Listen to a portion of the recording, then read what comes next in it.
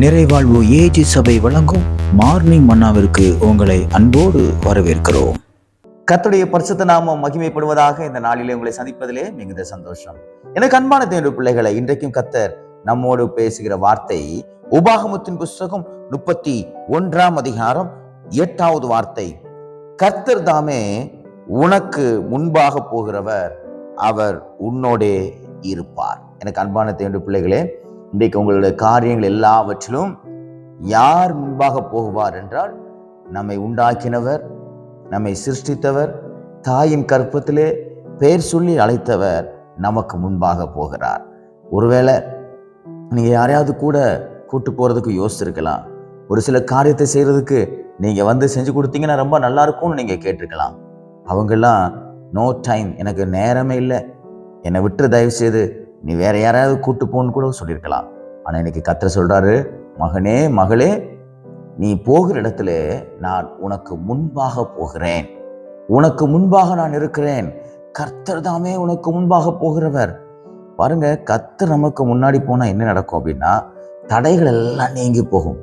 இன்னைக்கு என்ன காரியங்கள் தடையாக இருக்கிறதோ, எது தடை என்று நீங்கள் யோசித்து ரொம்ப வருத்தப்பட்டு கொண்டிருக்கீங்களோ, அந்த காரியத்துல இன்னைக்கு கர்த்தர் சொல்றாரு, நான் உனக்கு முன்னாடி போகிறதுனால உன்னுடைய வாழ்க்கையில் வருகிற எல்லா தடைகளையும் நான் நீக்கி போடுகிறேன் என்று கர்த்தர் சொல்லுகிறேன். எனக்கு அன்பான தேவனுடைய பிள்ளைகளே, நாம் வேத வார்த்தைகளை விசுவாசிக்கும் பொழுது, வேத வசனங்களை நாம் விசுவாசிக்கும் பொழுது, கர்த்தர் நம்முடைய வாழ்க்கையில் அதை அப்படியே நிறைவேற்றி கொடுக்கிறார்.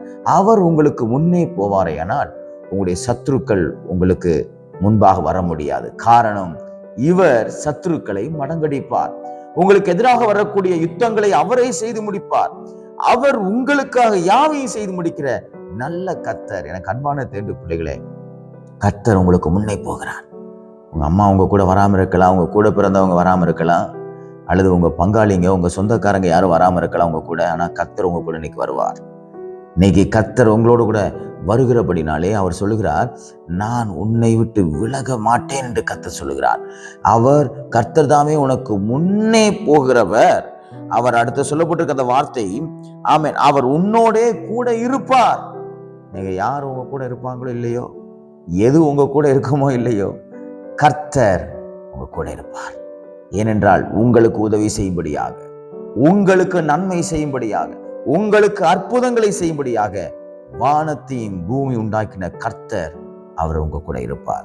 இன்னைக்கு அது இல்லை, இது இல்லை, என் கூட எனக்கு அது இருந்தா நல்லா இருக்கும், இது இருந்தா நல்லா இருக்கும்னு நிறைய காரியங்களை குறித்து நீங்க யோசிச்சுட்டு இருக்கீங்களா?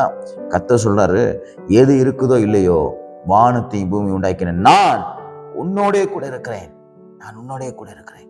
அவர் நம்ம கூட இருந்தா போதும். பார்த்துருக்கீங்களா, சில நேரத்துல இந்த சத்துருக்கள், அதாவது சில அடியாட்கள் என்ன செய்வாங்க அப்படின்னா, பெரிய பெரிய பயில்வான்களை எல்லாம் தன்னோடு கூட வச்சுக்குவாங்க. அதை எதிரி படை பார்க்கும் பொழுது, எப்பா அவங்க கூட பெரிய பெரிய பயில்வான்கள்லாம் இருக்கிறாங்கப்பா, அவங்க கூட நம்ம பேசவே முடியாது, மோதவே முடியாதுன்னு சொல்லுவாங்கல்ல. அதே போல உங்களை பார்க்கிற சத்துரு நடுங்கி போவான், உங்களை பார்க்கிற பிசாசு பயந்து போவான். கர்த்தர் உங்க கூட இருக்கிறதை அவர்கள் பார்த்து பயந்து ஒடுங்கி போவார்கள். அன்பான தேவனுடைய பிள்ளைகளே, எதையும் குறித்து பயப்படாதிருங்கள். அவர் உங்க கூட இருக்கிறதுனால உங்களுக்கு தேவையான ஞானத்தை கற்றுக் கொடுப்பார். உங்களுக்கு தேவையான நல்ல கிருபைகளை கர்த்தர் உங்களுக்கு தருவார். நல்ல பலத்தை உங்களுக்கு தருவார். நல்ல ஆரோக்கியத்தை உங்களுக்கு தருவார். நீங்கள் செய்ய வேண்டிய எல்லா காரியங்களிலும் அவருடைய கரம் இருக்கும். காரணம், அவர் உங்க கூட இருக்கிறதுனால. பயப்படாம இன்னைக்கு கர்த்தர் எனக்கு முன்னாடி போகிறாரு. முன்னாடி மட்டும் இல்ல, அவர் என்னோடு கூடவே இருக்கிறாரு. எல்லா காரியமும் உங்களை விட்டு தூரம் போகலாம், ஆனா கர்த்தர் உங்களை விட்டு போகவே மாட்டார். விசுவாசிங்க, கர்த்தர் என்னோடு இருக்கிறார் என்று விசுவாசியுங்கள். கர்த்தர் என்னோடு கூட இருக்கிறார் என்று நீங்கள் அதை நம்பும் பொழுது, அவர் உங்களோடு கூட இருக்கக்கூடிய காரியங்களை நீங்கள் அறிந்து கொண்டு உங்களுக்கு அநேக அற்புதங்களை செய்வார். பாருங்க, யோசேப்பை பற்றி சொல்லும் பொழுது, கர்த்தர் யோசேப்போட இருந்தார், கர்த்தர் யோசேப்போட இருந்தார், கர்த்தர் யோசேப்போட இருந்தார் என்று பல இடங்களிலே வாசிக்க முடியும். இருந்ததுனால என்னென்ன தெரியுமா? சிறைச்சாலை கூட அவனுக்கு சிறைச்சாலை போல தெரியல. அரண்மனையில அடிமையா இருக்கிறது போல அவனுக்கு அடிமையா இருந்ததாக தெரியவில்லை.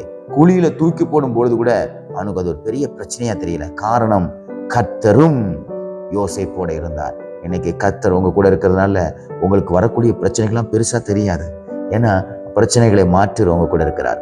உங்களுக்கு வரக்கூடிய கஷ்டங்கள், வேதனைகள் எல்லாம் உங்களுக்கு ஒன்றும் பெருசா தெரியாது. ஏனென்றால் எல்லாவற்றையும் ஜெயித்தவர் அவர் உங்களோடு கூட இருக்கிறார்.